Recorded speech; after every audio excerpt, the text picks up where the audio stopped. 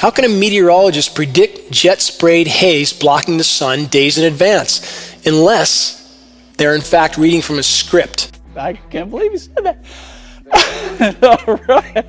Perhaps by the National Weather Service or the National Oceanic and Atmospheric Administration. Both of these government organizations have all their weather predictions modeling done by Raytheon, a massive private defense contractor for our government that's neck deep in climate engineering patents. Are our meteorologists simply reading scripts? Why won't they address public concerns? Lab tests from around the globe have long since proven a mountain of heavy metals like aluminum, barium, and strontium are raining down on all of us. These metals are the primary elements named in climate engineering patents. Yes, this is connected to the dirty, dingy, often checkerboard striped toxic mess that we see in our skies day in and day out. If you don't believe it, doesn't matter. You're still breathing this contamination with every breath, and it's building up in your body. Several dozen lab tests from Shasta and Siskiyou counties alone, about 70 I believe, prove this beyond any shadow of a doubt. Why aren't we being told? Why don't meteorologists and institutions like the Weather Channel say a word about climate engineering? We got to get serious because we got the news to do, Max. Because they're owned by corporations like Blackstone and Bain Capital, corporations all connected to the umbilical of the global power structure. Does anyone believe the paid actors at the Weather Channel would tell the truth about climate engineering, knowing their jobs, or perhaps much more, depend on them saying whatever they're told to say? Let's ask the meteorologists at the National Weather Service or the National Oceanic and Atmospheric Administration, but no again, because virtually all the National Weather Service and NOAA government employees are still under a federal gag order. Don't believe me, please. Investigate it for yourself.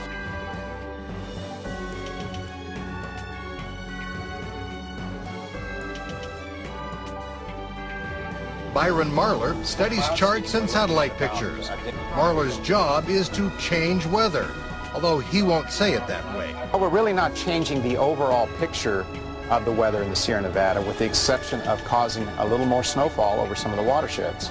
5 to 10% additional water on an annual basis. But others use different methods, including airplanes to scatter tiny particles of silver iodide to seed cloud.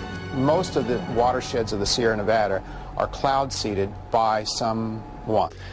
If you want to see meteorologists going to unimaginable lengths of lying to try and explain away the completely unprecedented and completely engineered weather scenarios that are now the norm, watch the Weather Channel for a while.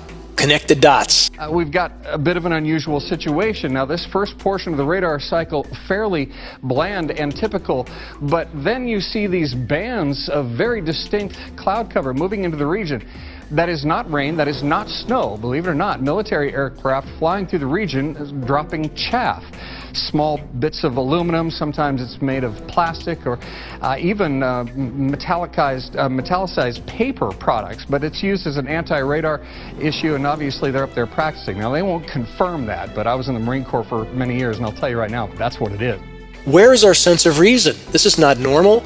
It basically dumps some of the tiny particles of plastic or metal mylar into the atmosphere, and basically they do this when we do already have weather in the area, because it's been around since as long as radar has been around, because that's the shot from yesterday's 6 o'clock show. What they do is try to confuse ground-based Doppler radar systems, and as Mark put it so kindly, ground-based meteorologists. And yes, ladies and gentlemen of the armed forces, it worked well. That's a shot of the mylar. That's a shot of the chaff, again, moving through the atmosphere yesterday. As you can see, a very distinctly different pattern. Instead, Beijing's 17 million residents woke up to surprisingly heavy snow Sunday morning. But this first snowstorm of the season had plenty of human help, according to Beijing's Weather Modification Office. They claim that clouds seeded with 186 doses of silver iodide greatly enhanced the snowstorm. Northern China has been in a major drought, and the government thinks cloud seeding could bring relief to this major wheat growing region. But Beijing's snow gain may be a big loss for other parts of the country. some of their needed precipitation may have been diverted to China's capital city by order of the Weather Modification Office.